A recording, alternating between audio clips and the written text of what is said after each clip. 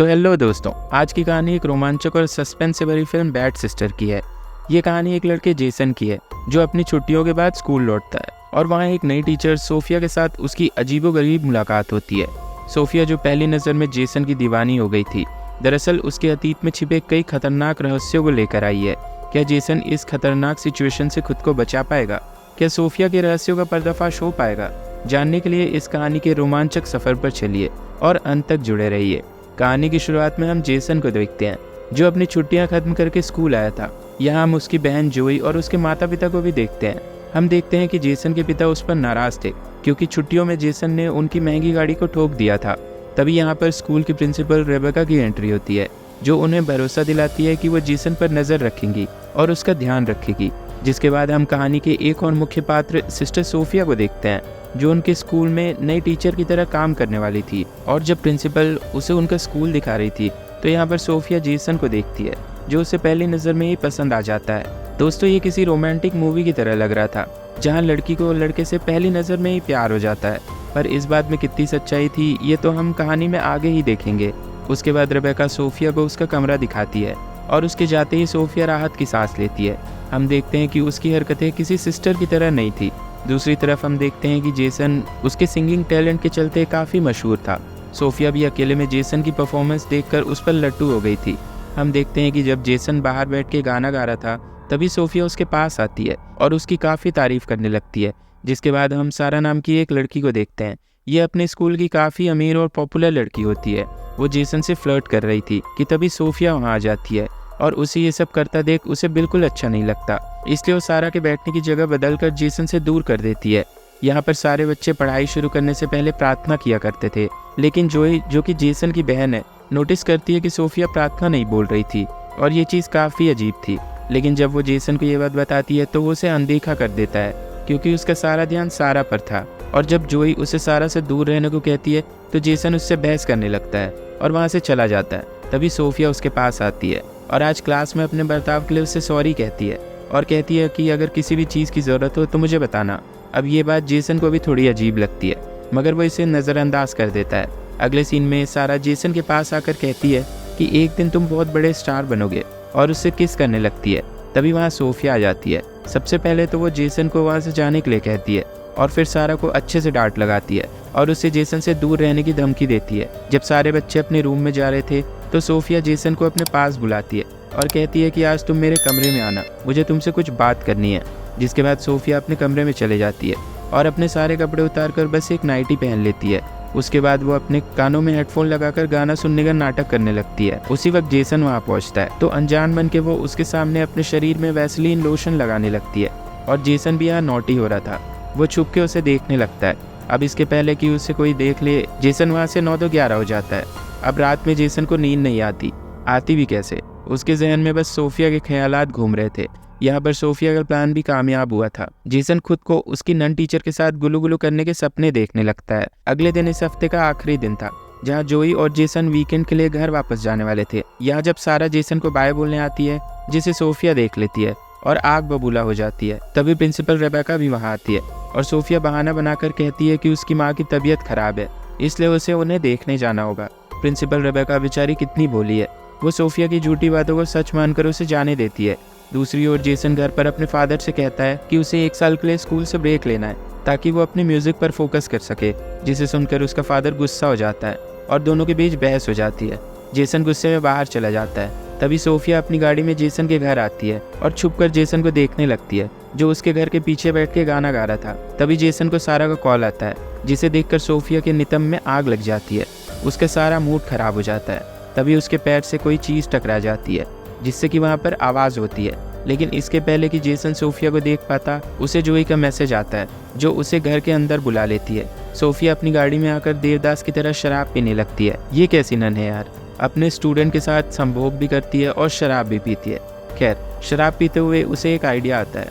अब हम कुछ दिन बाद का सीन देखते हैं। जब सारे बच्चे अपने घरों से वापस आ गए थे तो सोफिया चुपके से लड़कियों के वार्ड में जाकर सारा के कमरे में घुसकर उसकी किताब के अंदर एक जॉइंट रख देती है। पर वो खुद को जितना शातिर समझ रही थी उतनी वो थी नहीं। जब वो वहाँ से निकल रही थी तभी प्रिंसिपल रेबेका उसे देख लेती है और सोफिया कुछ बहाना बना देती है। प्रिंसिपल को उसका ये बिहेवियर थोड़ा अजीब लगता है तभी हम देखते हैं कि जोई ने छुपकर उनकी सारी बातें सुन ली थी और तभी सोफिया प्रिंसिपल रेबेका को पीछे से अपशब्द बोलती है। अब ये सुनकर जोई का शक यकीन में बदलता जा रहा था। खैर, अगले दिन जब सोफिया उनको पढ़ा रही थी तभी सारा की किताब में से उसकी रखी सिगरेट गिर जाती है, जिसे कि सबको ही देख लेते हैं। और जब प्रिंसिपल रेबेका को ये बात पता चलती है तो वो सारा को स्कूल से एक्सपेल कर देती है। सोफिया बस इतना करके मानने वालों में से नहीं थी। वो प्रिंसिपल रेबेका से कहती है कि अगर सारा स्कूल में गांजा फूकती थी तो हो सकता है कि और भी स्टूडेंट्स चरसी, गंजेड़ी या शराबी हो सकते हैं। हमें सबके सामान की तलाशी लेनी चाहिए। अब वो प्रिंसिपल रेबेका के साथ सभी बच्चों के कमरे में चेक करने लगती है, जहाँ उनको जेसन के कमरे में से विस्की की बोतल मिलती है, जो कि सोफिया ने ही कुछ देर पहले वहाँ रखी थी। प्रिंसिपल रेबेका ये देख के चौंक जाती है और जेसन को भी एक्सपेल करना चाहती थी, लेकिन सोफिया उन्हें रोक देती है और कहती है कि जेसन को एक मौका और मिलना चाहिए, जिसके बाद सज़ा के तौर पर जेसन इस हफ्ते घर नहीं जा सकता और उसे स्कूल में रहकर सोफिया की मदद करनी होगी। ये सुनकर रेबेका मान जाती है और यही तो वो चाहती थी। लगता है रेबेका भी इंडियन सास बहू की शोज बहुत देखती है। आइडियाज़ भरे पड़े हैं उसके दिमाग में। खैर, यहाँ पर हम एक फ्लैशबैक देखते हैं जहाँ सोफिया का असली नाम लॉरा था और उसने पहली बार जेसन को टिकटॉक पर देखा और वो उसके प्यार में गिर गई। अब वो उसे स्टॉक करने लगी, इतना कि उसने ये भी पता लगा लिया कि जेसन के स्कूल वाले सोफिया नाम की एक टीचर को हायर कर रहे हैं और उसने असली सोफिया को जान से मार डाला और उसकी आइडेंटिटी चुरा के यहाँ आ गई। अब हम प्रेजेंट का सीन देखते हैं जब जेसन जोई को विस्की वाले कांड के बारे में बताता है तो जोई डिसाइड करती है कि वो भी उसके साथ स्कूल में ही रहेगी ताकि वो उस पर नज़र रख सके। अगले दिन जब जेसन वहाँ के गार्डन में काम कर रहा था तो सोफिया उसके पास आती है और उसकी मदद करते हुए उससे बात करने लगती है। वो गर्मी का बहाना करके अपनी शर्ट के बटन खोलने लगती है। जेसन भी कम नहीं था, वो भी उसे देखकर पूरे मज़े लेता है। अब वो उसकी तरफ और भी अट्रैक्ट होने लगता है, जिसके बाद रात में चुपके से लॉरा जेसन के कमरे में आ जाती है और वहाँ अपने फ़ोन की रिकॉर्डिंग ऑन करके कपड़े निकालने लगती है। तभी जेसन की नींद टूट जाती है और मौका देखकर सोफिया जल्दी से उसके करीब जाकर उसे किस करने लगती है। वो अपने सारे कपड़े उतार देती है। जेसन खुद को रोकने की काफ़ी कोशिश करता है, लेकिन लॉरा उसे सीड्यूस करने लगती है, जहाँ जेसन अपना कंट्रोल खो देता है और वो दोनों गुलू गुलू करने लगते हैं। अगली सुबह जेसन अपने कमरे में सोच रहा था कि कल रात जो हुआ वो कोई सपना तो नहीं। जब वो बाहर था तो लॉरा उसके पास आकर बोलती है कि हमारे बीच जो कुछ भी हुआ अगर वो किसी को पता चला तो कांड हो जाएगा और हो सकता है कि तुम्हें स्कूल से भी एक्सपेल कर दे। जिसे सुनकर जेसन उसकी बात मान लेता है। लॉरा पूरी साइको की तरह बिहेव कर रही थी। वो जेसन के कमरे में उसके कपड़े सूंघ रही थी कि तभी जोई वहाँ आ जाती है और लॉरा को ऐसे करते हुए देख लेती है। जोई उससे कई सारे सवाल पूछने लगती है, जहाँ जैसे तैसे लॉरा उसके सवालों से बचती है। लॉरा डिसाइड करती है कि अब उसे जोई को भी अपने रास्ते से हटाना होगा। जहाँ आज लॉरा जोई से झूठ कहती है कि उसके एग्ज़ाम में बहुत कम नंबर आए हैं, लेकिन फिर भी वो उसे दूसरा मौका देने को रेडी है और जोई को स्कूल के बाद क्लास में आने को कहती है। थोड़ी देर बाद जोई वापस क्लास में आती है तो वहाँ टेबल के ऊपर लॉरा ने उनकी अगली परीक्षा का पेपर रखा था, जिसे जोई गलती से देख लेती है। यहाँ लॉरा पहले से ही उसे छुपकर देख रही थी ताकि उसे रंगे हाथों पकड़ सके। जोई के हाथ में पेपर्स देख के लॉरा जोई को प्रिंसिपल रेबेका के पास ले जाती है, जहाँ जोई उनसे माफ़ी मांगने लगती है, लेकिन लॉरा के हिसाब से उनको उसे एक्सपेल कर देना चाहिए। लेकिन प्रिंसिपल रेबेका लॉरा को बाहर जाने को कहती है और फिर जोई से कहती है कि मैं तुम्हें एक्सपेल नहीं करूँगी क्योंकि तुम एक बहुत अच्छी स्टूडेंट हो। ये सुनकर जोई खुश हो जाती है और फिर रेबेका को लॉरा के बारे में सारी बात बता देती है। दूसरी तरफ जेसन चर्च जाकर कन्फेशन चैम्बर में बैठकर पादरी के सामने अपने और लॉरा के कांड के बारे में कन्फेस करने लगता है कि तभी वो देखता है कि उसकी बातें पादरी नहीं बल्कि लॉरा सुन रही थी, जो उसकी गोद में आकर बैठ जाती है और यहाँ पर वो दोनों घपाघप करने लगते हैं। अगले दिन उनके स्कूल में एक बिशप आते हैं जो रेबेका से सोफिया के बारे में पूछते हैं। वो असली सोफिया को पहले से ही जानते थे। जब लॉरा को ये बात पता चलती है तो वो वहाँ से रफू चक्कर होने का सोचती है, लेकिन रेबेका उसे देख लेती है। तभी लॉरा बहाना मार देती है कि उसकी माँ की तबीयत बहुत खराब है और उसे जाना ही होगा। अब प्रिंसिपल रेबेका का भी शक लॉरा पर और बढ़ते जा रहा था।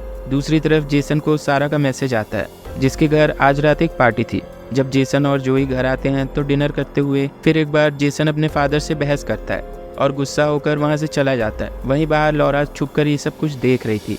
जेसन सारा की पार्टी में पहुँचता है, जो जेसन को बताती है कि उसके पिता जुगाड़ करके वापस उसे स्कूल में दाखिला करा देंगे और फिर वो जेसन को अपने साथ अपने कमरे में ले जाती है और उसके साथ घपाघप करने लगती है। लेकिन जेसन के दिमाग में अभी भी उसकी टीचर ही चल रही थी, इसलिए वो सारा को रोक देता है और वहाँ से निकल जाता है।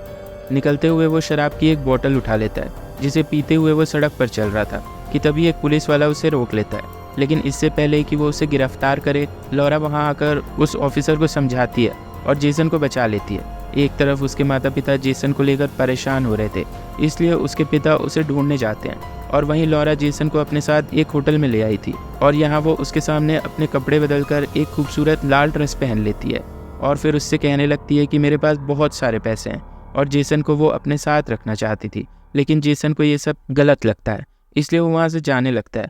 और ये देखकर लॉरा आग बबूला हो जाती है। जब जेसन एक बेंच पर बैठा था तो उसके पिता उसके पास आते हैं और उससे कहते हैं कि तुम अपने करियर के साथ जो करना चाहो वो कर सकते हो, मैं तुम्हें कुछ नहीं कहूँगा। और जेसन मान जाता है। अगली सुबह जब वो वापस स्कूल जाते हैं तो जोई उनके घर के बाहर सोफिया की गाड़ी खड़ी देख लेती है। और फिर जब सभी लोग प्रार्थना कर रहे थे तो वो चुपके से सोफिया की गाड़ी का नंबर लेकर उसकी सारी जानकारी निकाल लेती है। वहीं एक तरफ जेसन अपने कमरे में लॉरा को देखता है जो कि मरने का नाटक कर रही थी। और जब जेसन उसकी पोल खोलने को कहता है तो लॉरा उसे धमकी देती है कि अगर तुमने ऐसा किया तो उसकी ज़िंदगी बर्बाद हो जाएगी। जिसके बाद क्लास में जब वो प्रार्थना बोल रहे थे तो रेबेका सारा को लेकर वहाँ आती है जिसका एडमिशन फिर वहाँ हो गया था। और ये देखकर लॉरा जेसन को उससे दूर रहने को कहती है, लेकिन जेसन उसकी बात नहीं मानता और सारा के लिए सबके सामने एक गाना गाता है। जहाँ ये देखकर लॉरा पागल हो गई थी और गुस्से में आकर जब सारा नहा रही थी तो लॉरा उसे मार डालती है। और पुलिस को लगता है कि साबुन में फिसलकर सारा की मौत हो गई, लेकिन जोई और जेसन को ये बात हजम नहीं होती। अगले दिन जब जेसन लॉरा से इस हादसे के बारे में पूछता है तो लॉरा उसे उन दोनों का वीडियो दिखाती है और कहती है कि तुम किसी को ये बात नहीं बता सकते। इस हफ्ते के आखिरी दिन फिर लॉरा रेबेका से झूठ कहती है कि उसकी मां मर गई है और उसके अंतिम संस्कार में उसे जाना है। और रात में जब जेसन का परिवार एक रेस्टोरेंट में डिनर कर रहा था तो लॉरा उनके पास आती है। अब ये बात जेसन को अच्छी नहीं लगती, लेकिन उसके माता पिता उसे उनके साथ डिनर करने को कहते हैं। बात करते हुए जब जोई लॉरा से सोफिया के बारे में कुछ सवाल पूछती है तो लॉरा जवाब नहीं दे पाती और इससे इनका शक यकीन में बदल जाता है। वहीं एक तरफ रेबेका को भी पता चलता है कि लॉरा उसकी माँ के बारे में झूठ बोल रही थी। वहीं जेसन भी इनको सारी सच्चाई बता देता है और कहता है कि उसने एक नन के साथ रिश्ता बनाया है जिससे उसे जेल भी हो सकती है। लेकिन जोई कहती है कि लॉरा कोई नन नहीं है और इसका सबूत उनको उसके लैपटॉप से मिल सकता है। जहां अगले दिन जब रेबेका लॉरा को अपनी ऑफिस में बुलाती है तो जोई और जेसन जल्दी से उसके कमरे में घुस जाते हैं और उसके लैपटॉप में से लॉरा का सारा कच्चा चिट्ठा निकाल लेते हैं। वहीं रेबेका को भी उसकी असलियत पता चल गई थी और इसी वजह से लॉरा उन पे हमला कर देती है। और जब जोई और जेसन रेबेका को ढूंढ रहे थे तो लॉरा आ जाती है, जिससे जोई बदतमीजी करने लगती है तो लॉरा उस पर हमला कर देती है। जेसन उसे रोकने की कोशिश करता है, लेकिन लॉरा उसे धक्का मार के जोई को मारने की कोशिश करती है।